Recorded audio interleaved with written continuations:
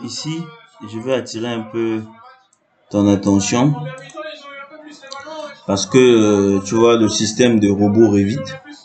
Parfois, Revit, robot, il dimensionne les poutres par rapport à axe. Tu vois, ici, j'ai côté. Donc, j'ai côté, par exemple, la poutre là, la longrine là. Ça, c'est une longrine. Ça peut être A1 de longueur, de travée 2,46. L'appui gauche 15 et l'appui droite 20. Je vais venir dans robot. Donc les appuis sont déjà normaux que j'ai déjà fait. Par exemple, je vais prendre cette photo, tu vois. Je vais prendre ça ici, dimensionner. Parfois, arrivé sur robot, maintenant tu vas voir que la travée est différente. Tu vois, ici les appuis sont normaux en fait. Les appuis sont normaux, 0,15 et 0,20. Donc la même chose ici. Mais ici c'est 2,46. Maintenant ici quand tu regardes c'est 2,44. Donc tu vois que la travée elle est fausse. Du coup tu vois la travée elle est fausse. Qu'est-ce qu'il faut faire?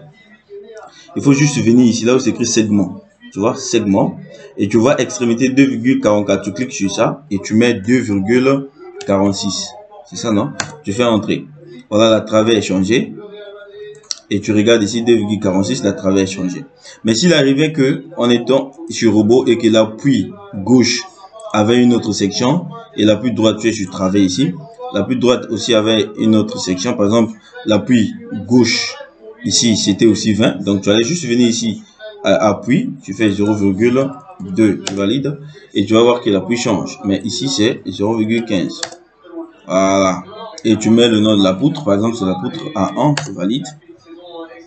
Voilà, la poutre A1 est là, tu valides et puis tu peux lancer le calcul pour avoir en fait le ferraillage en fait de ta poutre. Ça c'est pas mon problème, tu vois. Donc c'est comme ça. Donc surtout sur les trucs des travées là. Donc tout a été déjà coté. J'ai tout coté. Bon ici il faut mettre 315 et ici mettre bon ici mettre 314, ici mettre 350.